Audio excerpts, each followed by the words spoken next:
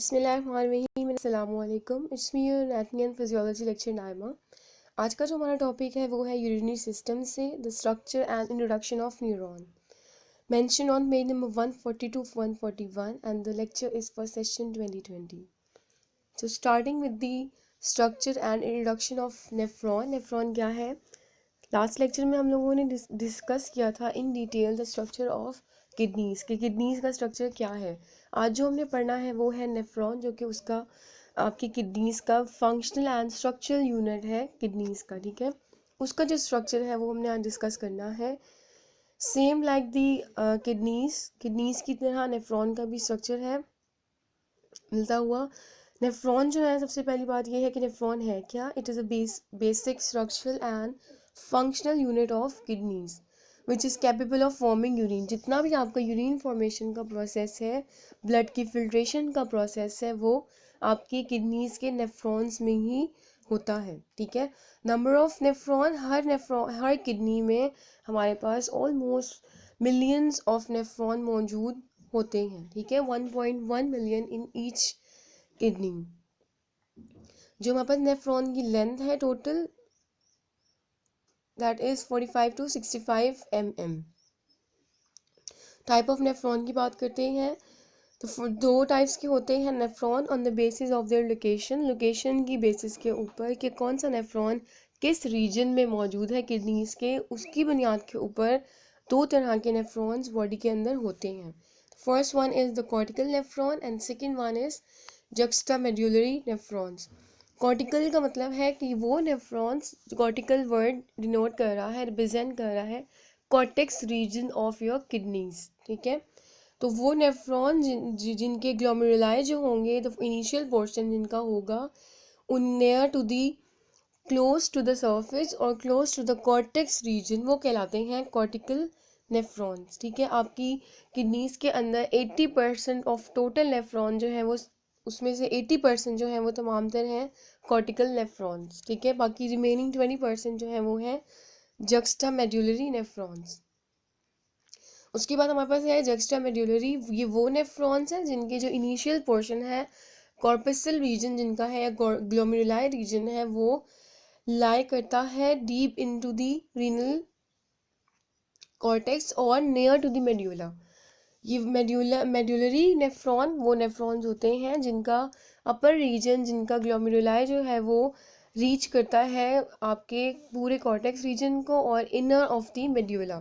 ठीक है, जो मेड्यूला रीजन के करीब हैं नेफ्रॉन्स के ग्लोमेरुलाई, वो नेफ्रॉन्स कहलाते हैं जक्स्टा मेडुलरी नेफ्रॉन। दो टाइप्स के नेफ्रॉन, कॉर्टिकल जिनका अपर रीजन कॉर्टेक्स रीजन में होगा वो कॉर्टिकल नेफ्रॉन्स है, और जक्स्टा मेडुलरी जिनका अपर रीजन या रीनल कॉर्पसल रीजन मौजूद होगा near to the medulla, medullary region में, वो कहलाते हैं juxta medullary nephrons.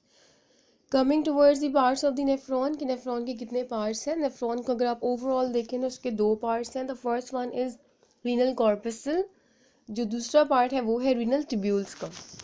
Renal corpuscle and renal tubule. Renal corpuscle कहते हैं हम ग्लोमेरुलस प्लस आपके बोमेंस कैप्सूल का जो मजमुआ है उसको हम कहते हैं रीनल कॉर्पसल। रीनल कॉर्पसल का जो दूसरा नाम है वो है मेलफिजियन बॉडी। ठीक है, रीनल कॉर्पसल वो हिस्सा आपके नेफ्रॉन का जिसके अंदर glomerulus and Bowman's capsule present होते हैं, जिसका दूसरा नाम है malpighian body. Clear? Then we have renal tubules. Renal tubules वो ट्यूब्स हैं आपके नेफ्रॉन की, इलोंगेटेड या लूपोफेलनेस, जो कि जहाँ पे डिफरेंट यूरिन फॉर्मेशन का प्रोसेस होता है। सिंपल ट्यूब लाइक स्ट्रक्चर्स जो हैं आपके नेफ्रॉन के, वो कहलाते हैं रीनल ट्यूब्यूल। स्टार्ट करते हैं रीनल कॉर्पसल के साथ। रीनल कॉर्पसल क्या है? रीनल कॉर्पसल आपके नेफ्रॉन का वो हिस्सा है जहाँ पर ग्लोमेरुलस और बोमेंस कैप्सूल प्रेजेंट होते हैं। ठीक है, ग्लोमेरुलस क्या है? जितना भी आपका ब्लड फिल्टर होना है वो इसी रीनल कॉर्पसल वाले हिस्से में ही स्टार्ट होता है। फिल्ट्रेशन का जो प्रोसेस है, ब्लड फिल्ट्रेशन, वो हो रहा है इन योर ग्लोमेरुलस। ठीक है, ग्लोमेरुलस कहते हैं कि एक नेटवर्क होता है बहुत स्मॉल ब्लड वेसल्स का, स्मॉल ब्लड वेसल्स जिनको हम कैपिलरीज भी कहते हैं, उस नेटवर्क ऑफ ब्लड वेसल्स जो कि लोकेटेड होती हैं at the beginning of nephron, उसको हम कहते हैं ग्लोमेरुलस। ग्लोमेरुलस सिंगुलर टर्म है। तो नेटवर्क ऑफ ब्लड वेसल्स जो कि लोकेटेड है at the beginning of nephron is known as glomerulus. और ये ग्लोमेरुलस जो है वो इनक्लोज्ड होती हैं, बाउंड होती हैं या एनवेलप्ड होता है इनके ऊपर, उस एनवेलप या उस कैप्सूल को हम कहते हैं बोमेंस कैप्सूल। ठीक है, इस पूरे हिस्से को glomerulus plus Bowman's capsule, this entire part is known as renal corpuscle, जिसका नाम है मेल्फिजियन ट्यूब। जितना भी ब्लड एंटर हो रहा है वो इनटू योर नेफ्रॉन वो होता है आपके ग्लोमेरुलस से। ठीक है, क्योंकि यहाँ पर मौजूद है बहुत सी ब्लड वेसल्स जिनको हम कहते हैं ब्लड कैपलरीज। तो जो फिल्ट्रेशन का प्रोसेस स्टार्ट होता है, स्टार्टिंग पॉइंट है वो है ग्लोमेरुलस आपका। ठीक है, फिर जो है हमारे पास फिर आते हैं रीनल ट्यूब्यूल्स के ऊपर कि रीनल ट्यूब्यूल्स में कौन कौन से ट्यूब्स मौजूद होती हैं। जो पहली ट्यूब है वो है proximal convoluted tubule. Proximal convoluted tubule का क्या मतलब है कि आपका जो प्रॉक्सिमल का मतलब होता है वो स्ट्रक्चर, वो ट्यूब जो कि प्रेजेंट है एट दी ओरिजिन जहाँ से स्टार्ट हो रहा है ट्यूब्यूलर स्ट्रक्चर, स्टार्टिंग पॉइंट पर जो ट्यूब्यूल प्रेजेंट है उसका नाम है प्रॉक्सिमल कॉन्वुलेटेड ट्यूब्यूल। ठीक है, प्रॉक्सिमल कॉन्वुलेटेड जैसे ही आपका ग्लोमेरुलस या रीनल कॉर्पसल जहाँ से एंड होता है फिर वहाँ से ट्यूब्यूलर स्ट्रक्चर स्टार्ट होता है। स्टार्टिंग पॉइंट के ऊपर जो ट्यूब है हमारे पास वो है प्रॉक्सिमल कॉन्वुलेटेड ट्यूब्यूल। फिर है हमारे पास लूप ऑफ फेनलेस जो कि एक यू शेप्ड लूप्स होते हैं, पैरेलल ट्यूब्स होती हैं जो कि यू टर्न बनाकर अपनी दो पैरेलल ट्यूब्स बनाती हैं जिनको हम कहते हैं ascending and descending loop of Henle. फिर उसके बाद हमारे पास जो लास्ट पोर्शन आता है रीनल ट्यूब्यूल्स का, मतलब कि पेरिफेरल पोर्शन आता है रीनल ट्यूब्यूल्स का, जिसको हम कहते हैं डिस्टल कॉन्वुलेटेड ट्यूब्यूल। फिर जो है लास्ट हमारे पास जो है वो है कलेक्टिंग ट्यूब्यूल्स।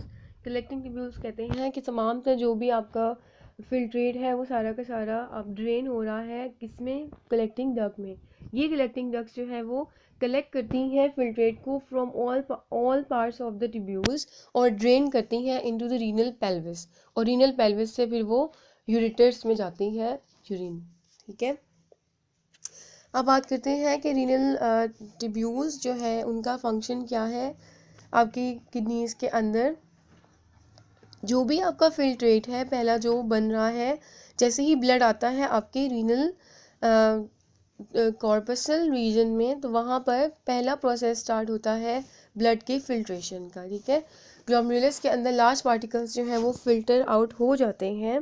फिर उसके बाद ब्लड ट्रांसफ़र होता है into your renal tubule part. Renal tubules में जैसे ही ब्लड आ जाता है तो वहाँ पर हर ट्यूब्यूल में मुख्तलिफ आयंस और मुख्तलिफ जो मॉलिक्यूल्स हैं वो रीअब्जॉर्ब्ड होते हैं इनटू योर ब्लड, ताकि आप फाइनल वॉल्यूम जो है वो यूरिन की हासिल कर सकें।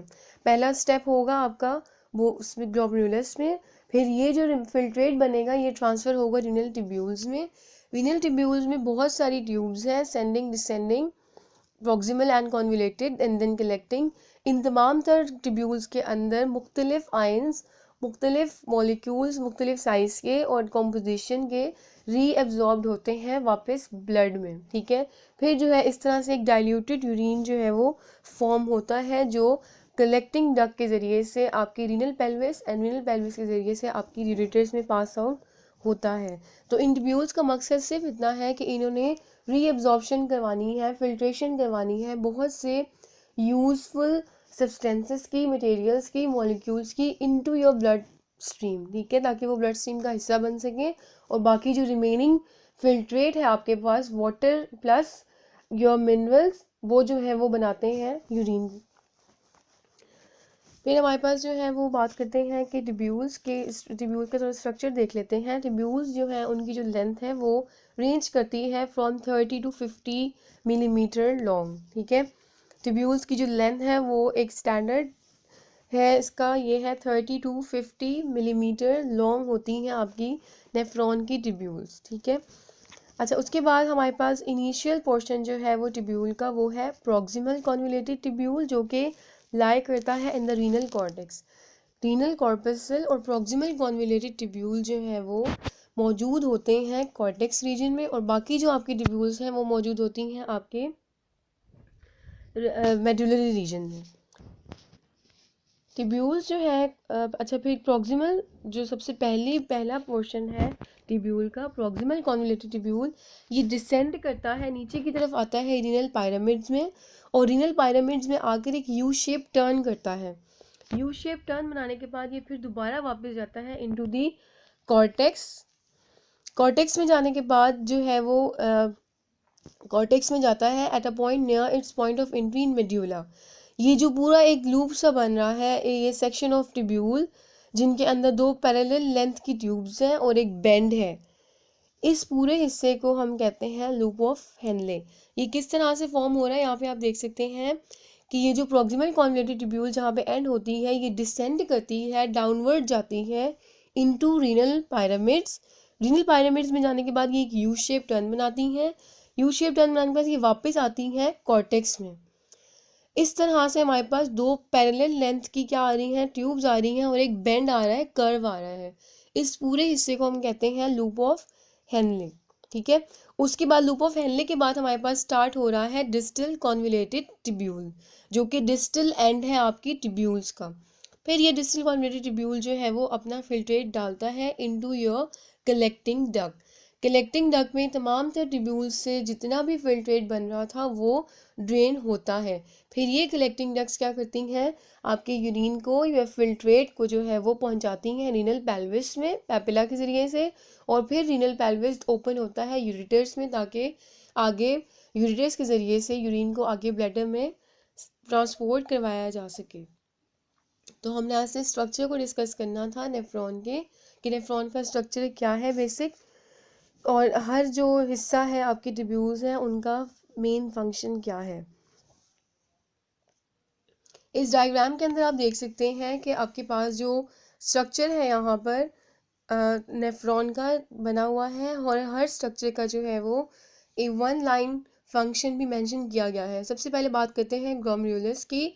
फिल्टर करता है small solutes from the blood, ये पहला पॉइंट है, ये पहला आपके नेफ्रॉन का स्ट्रक्चर है जो कि इनिशिएट करता है, स्टार्ट करता है प्रोसेस ऑफ फिल्ट्रेशन को, क्योंकि इसके पास क्या है, ब्लड वेसल्स या ब्लड कैपिलरीज का पूरा एक जाल है, नेटवर्क है।